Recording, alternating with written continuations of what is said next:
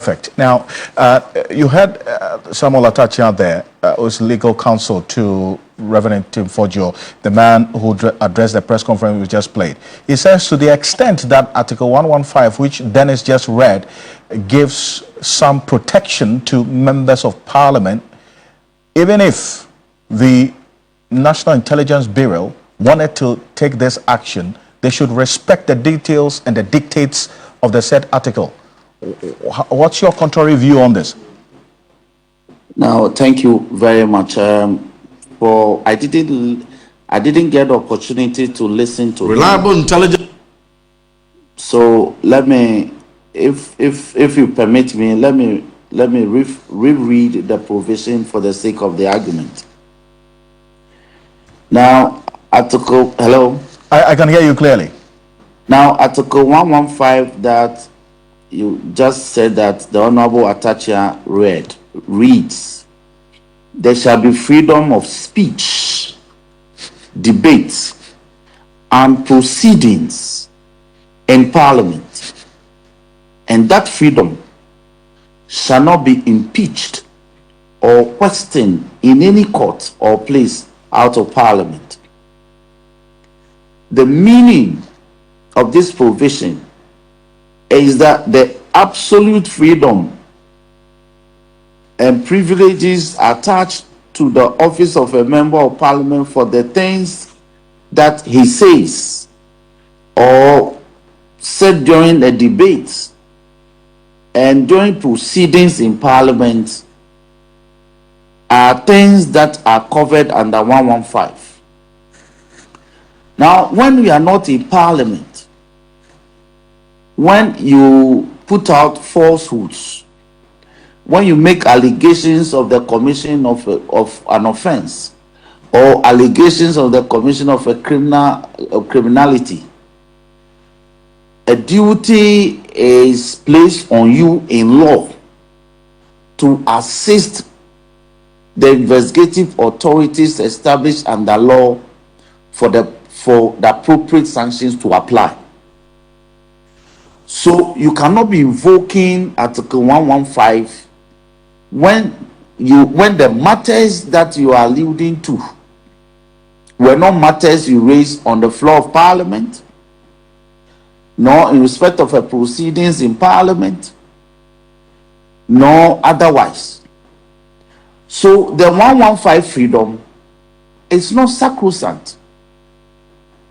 It is placed in contest. It is matters that you stand on the floor and say,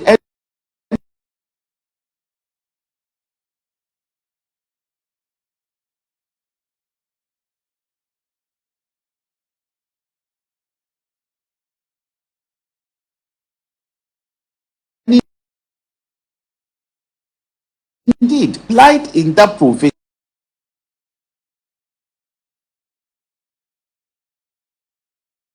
Also, out these statements, Honorable Ntim Fordjour, please go to the police and assist them in this matter. I am interested. You say you won't go. You will not assist the police. You rather resorted to a process by asking the chairman of the committee that you rank to invite investigative institutions to come and brief the House on an investigation that is yet to be conducted. So again, he's not interested in the matter being gone into by any of the security agencies. He's interested in doing propaganda. So let the record also bear me out that it is also an offense in this republic to deceive public officers. And Ntim Fordjour cannot be invoking Article 115 to his rescue. It is not. It cannot rescue him. In any case, Okansi, a multitude of suspicions do not constitute proof. So Ntim Fordjour's insistence on being suspicious of a commission of crime does not point to the fact that really a crime has been committed.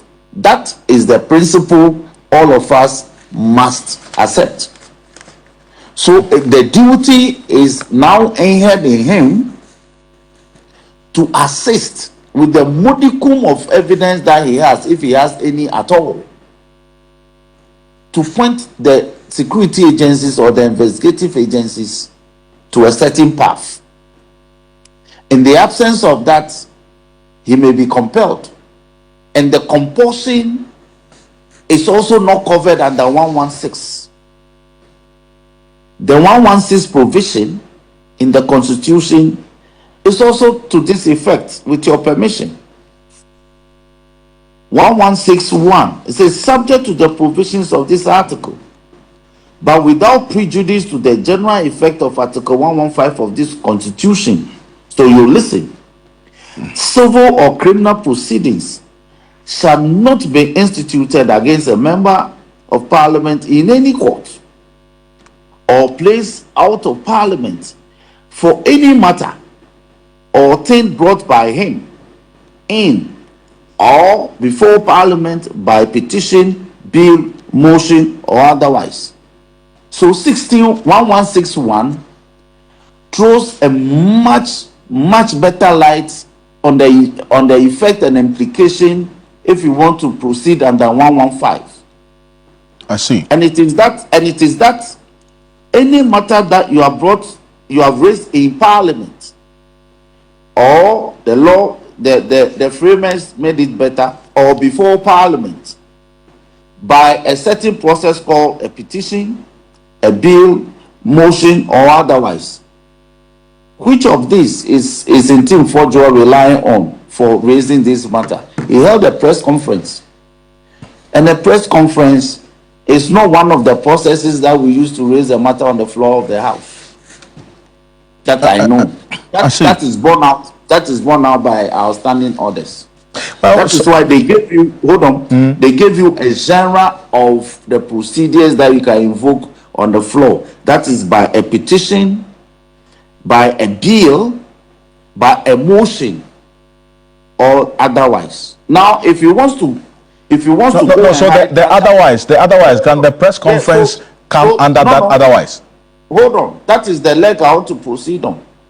If you want to proceed under the general traverse of otherwise, then you must be doing this on the floor. So, for instance, it could come under a question raised by a member. So you can file a question directed at the sector minister to come and answer. These are the procedures known to our standing orders. So when you go and regurgitate falsehoods, allegations, unfounded, 115 mirrored and amplified by 116 will not save you. Your immunity will be impeached. Indeed, it means you can actually go and commit a crime as a member of Parliament and say that, because you know that you can also commit a crime by saying things. For instance, when you threaten somebody, you have committed a crime. You know, threat is one of the crimes or offenses that you commit without actually acting on the words. But you see, so if you're going on that path, I just want to hold on that particular path. Yes, I just want to say this. If you're going on that path, right, the honorable, that's the minority leader, Alexander Apanyomakin, also, if you recall, addressed a press conference putting out information that the National Security or National Intelligence Bureau officials who went to search the former Bank of Ghana governor's house stole money, 10,000 cedis on the bed of the former governor and his wife's jewelry. The Deputy Attorney General was here with me, and he indicated that Apanyomakin said so because he knows he said it in Parliament or within the presence of Parliament, and he is protected.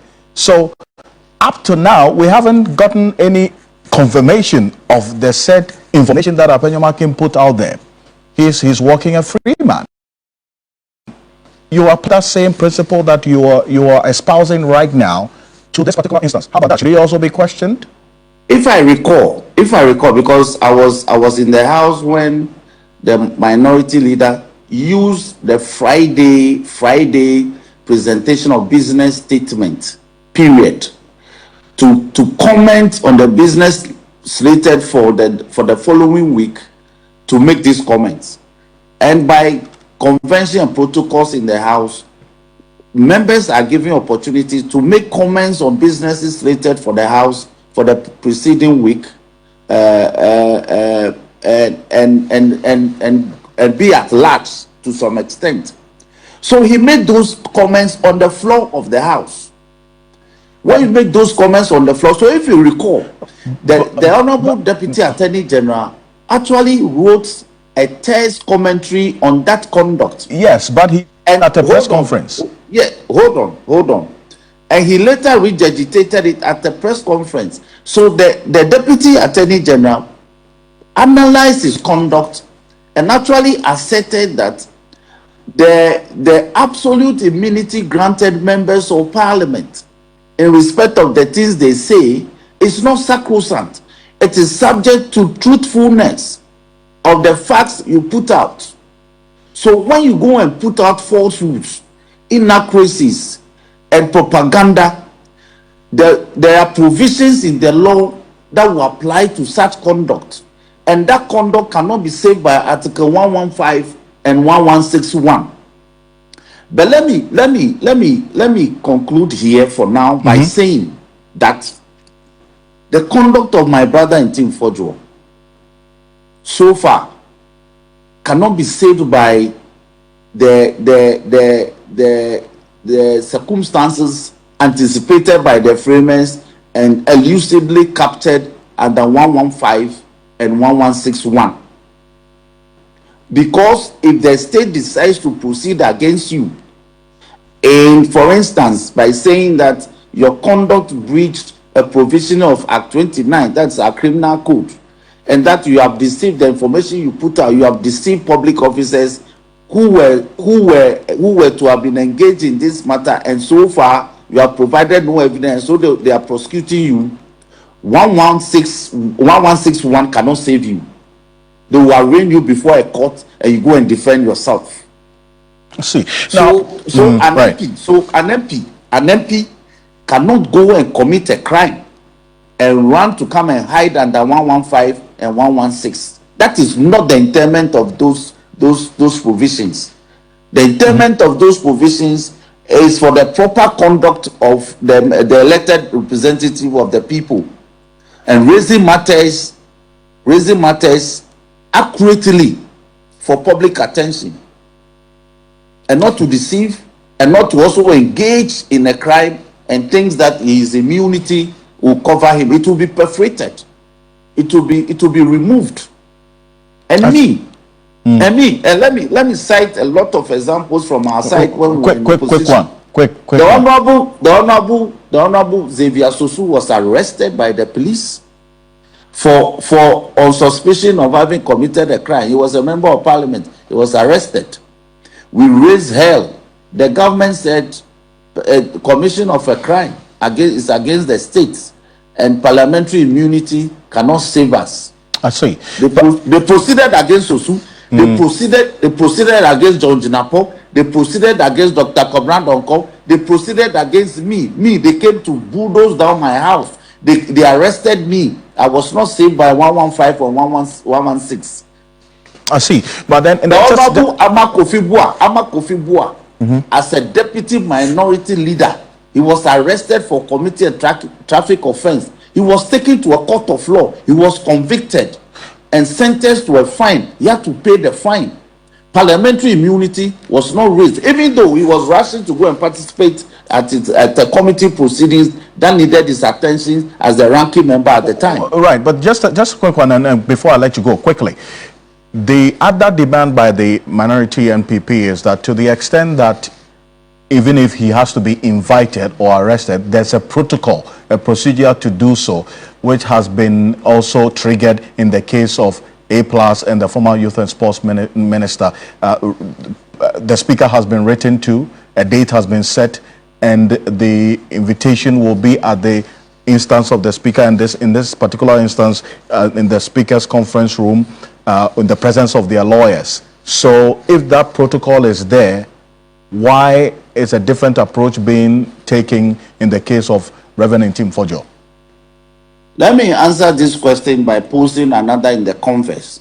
Under Article 117, civil or criminal process coming from any court or place out of Parliament shall not be served on or executed in relation to the Speaker or a member or the clerk to Parliament while he is on his way to, attending at, or returning from any proceedings of Parliament.